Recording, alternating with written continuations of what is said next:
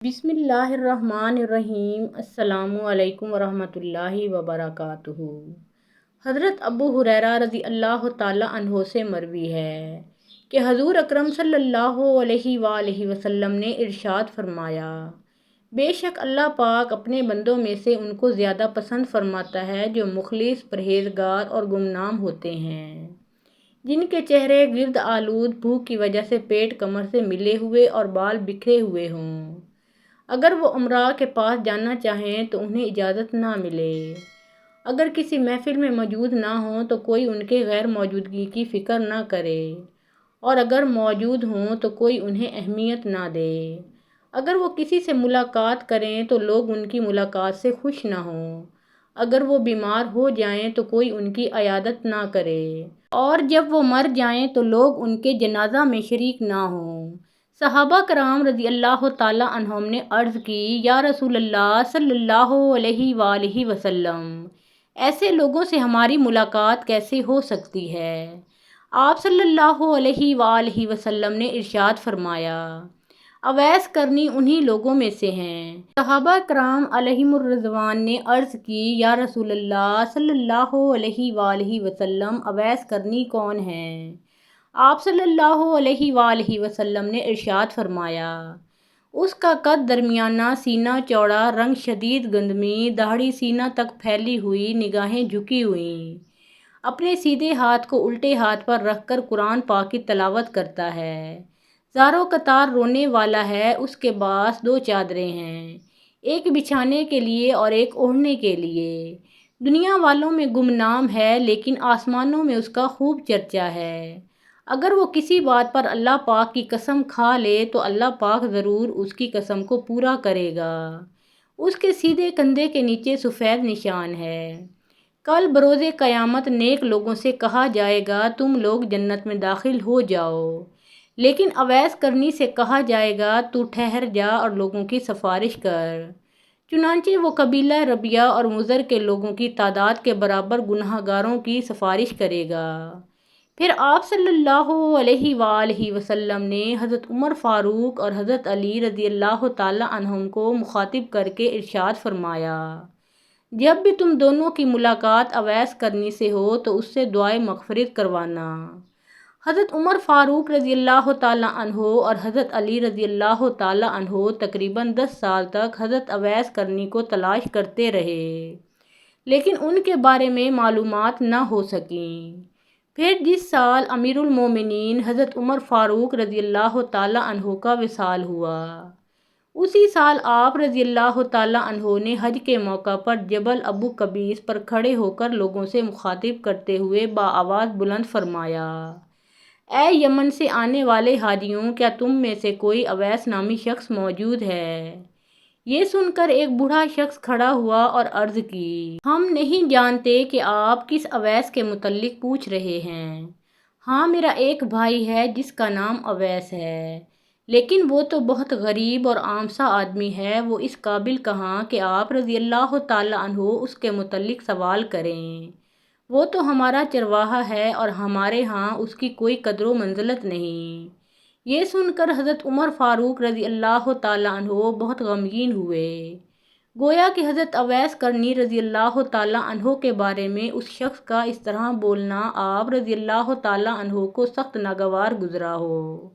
تھوڑی دیر بعد آپ رضی اللہ تعالیٰ عنہ نے اس بوڑھے شخص سے پوچھا، تیرا وہ بھائی کہاں ہے؟ کیا وہ ہمارے حرم میں موجود ہے؟ اس نے جواب دیا، جی ہاں، وہ حرم شریف ہی میں موجود ہے، شاید وہ اب میدان عرفات کی طرف ہوگا۔ یہ سن کر امیر المومنین حضرت عمر فاروق رضی اللہ تعالیٰ عنہ اور حضرت علی رضی اللہ تعالیٰ عنہ فوراً میدان عرفات کی طرف چل دیے۔ جب وہاں پہنچے تو دیکھا کہ وہ عاشق صادق ایک درخت کے نیچے نماز پڑھ رہا ہے اور اس کے ارد گرد اونٹ چر رہے ہیں۔ یہ دیکھ کر حضرت عمر فاروق رضی اللہ تعالیٰ عنہ اور حضرت علی رضی اللہ تعالیٰ عنہ اپنی سواریوں سے نیچے اترے۔ حضرت اویس کرنی رضی اللہ تعالیٰ عنہ نے نماز ختم کی تو انہوں نے پہلے اویس کرنی رضی اللہ تعالیٰ عنہ کو سلام کیا اور پھر پوچھا، اے شخص، تو کون ہے؟ انہوں نے جواب دیا، میں اپنی قوم کا مزدور اور چرواہا ہوں۔ آپ دونوں حضرات رضی اللہ تعالیٰ عنہم نے فرمایا، ہم تجھ سے ان چیزوں کے متعلق سوال نہیں کر رہے بلکہ یہ بتائیں آپ کا نام کیا ہے؟ انہوں نے جواب دیا، میں عبداللہ یعنی اللہ تعالیٰ کا بندہ ہوں۔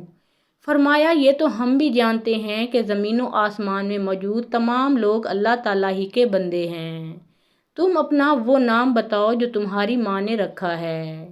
یہ سن کر حضرت اویس کرنی رضی اللہ تعالیٰ عنہ نے عرض کی، آپ لوگ مجھ سے کیا چاہتے ہیں؟ تو انہوں نے ارشاد فرمایا، ہمیں رسول اللہ صلی اللہ علیہ وآلہ وسلم نے اویس کرنی کے متعلق چند نشانیاں بتائی تھیں، ان میں سے باقی نشانیاں تو آپ میں دیکھ چکے ہیں، لیکن ہمارے آقا محمد مصطفیٰ صلی اللہ علیہ وآلہ وسلم نے ایک نشانی اور بتائی تھی کہ اس کے سیدھے کندھے کے نیچے ایک سفید نشان ہوگا۔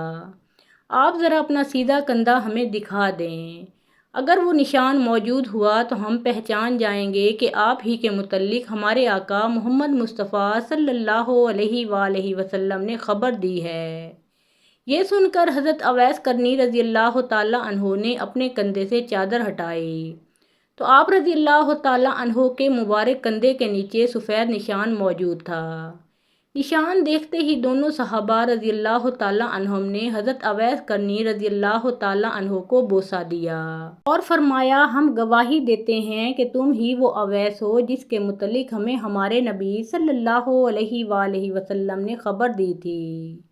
اللہ پاک آپ پر رحم فرمائے، آپ ہمارے لیے مغفرت کی دعا کریں۔ یہ سن کر حضرت اویس کرنی رضی اللہ تعالیٰ عنہ نے عرض کی، میں نہ تو صرف اپنے لیے استغفار کرتا ہوں اور نہ ہی کسی فرد معین کے لیے، بلکہ میں تو ہر مومن مرد اور عورت کے لیے استغفار کرتا ہوں۔ آپ لوگوں پر اللہ پاک نے میرا حال تو منکشف فرما ہی دیا ہے، اب آپ اپنے متعلق بتائیں کہ آپ کون ہیں؟ حضرت علی المرتضیٰ رضی اللہ تعالیٰ عنہ نے یہ سن کر جواب دیا، یہ امیر المومنین حضرت عمر بن خطاب رضی اللہ تعالیٰ عنہ ہیں اور میں علی بن ابو طالب ہوں۔ یہ سنتے ہی حضرت اویس کرنی رضی اللہ تعالیٰ عنہ باادب کھڑے ہو گئے اور عرض کی، اے امیر المومنین، اللہ پاک آپ کو سلامت رکھے اور آپ کو جزائے خیر عطا فرمائے۔ یہ سن کر امیر المومنین حضرت عمر فاروق رضی اللہ تعالیٰ عنہ نے فرمایا، اللہ پاک آپ پر بھی رحم فرمائے، آپ اسی مقام پر میرا انتظار فرمائیں تاکہ میں آپ کے لیے مکہ مکرمہ سے کچھ چیزیں خرید لاؤں اور کچھ کپڑے وغیرہ لے آؤں، آپ مجھے یہیں ملنا۔ حضرت اویس کرنی رضی اللہ تعالیٰ عنہ نے عرض کی، حضور آپ تکلف نہ فرمائیں، شاید آج کے بعد میں آپ کی زیارت نہ کر سکوں، اور ویسے بھی میں کپڑوں اور پیسوں کا کیا کروں گا؟ آپ رضی اللہ تعالیٰ عنہ دیکھ ہی رہے ہیں کہ میرے پاس اون کی 2 چادریں موجود ہیں، میں انہیں پھاڑ تو نہیں دوں گا، اور یہ دیکھیں میرے پاس چمڑے کے جوتے ہیں، میں اتنی جلدی انہیں بیکار تھوڑا ہی کروں گا۔ باقی رہا پیسوں کا مسئلہ تو میری قوم نے مجھے اونٹوں کی رکھوالی اور چرائی کے بدلے 4 درہم دیتے ہیں، جو کہ میرے لیے کافی ہیں۔ اے امیر المومنین رضی اللہ تعالیٰ عنہ، میرے اور آپ کے سامنے ایک تنگ اور دشوار گزار گھاٹی ہے جسے صرف کمزور اور ضعیف لوگ ہی عبور کر سکیں گے، بس ہو سکے تو اپنے آپ کو ہلکا کر لیں، اللہ پاک آپ پر رحم و کرم فرمائے۔ یہ سن کر حضرت عمر فاروق رضی اللہ تعالیٰ عنہ نے خشیت الہی میں اپنا درہ زمین پر مارا اور فرمایا، اے عمر، کاش تجھے تیری ماں نے جنا ہی نہ ہوتا۔ حضرت اویس کرنی رضی اللہ تعالیٰ عنہ نے دونوں حضرات سے درخواست کی، ہماری جدائی کا وقت آ گیا ہے، اب آپ ایک طرف تشریف لے جائیں اور میں دوسری طرف چلا جاتا ہوں۔ چنانچہ امیر المومنین حضرت عمر فاروق رضی اللہ تعالیٰ عنہ اور حضرت علی المرتضیٰ رضی اللہ تعالیٰ عنہ مکہ المکرمہ کی طرف تشریف لے گئے اور آپ اونٹوں کو لے کر دوسری طرف چل دیے اور اونٹوں کو قوم کے حوالے کر دیا، پھر سب کام چھوڑ کر صرف اللہ تعالیٰ کی عبادت میں مشغول ہو گئے اور بالآخر اپنے خالق حقیقی سے جا ملے۔ اللہ پاک کی ان پر ہزارہاں رحمتیں نازل ہوں، آمین یا رب العالمین۔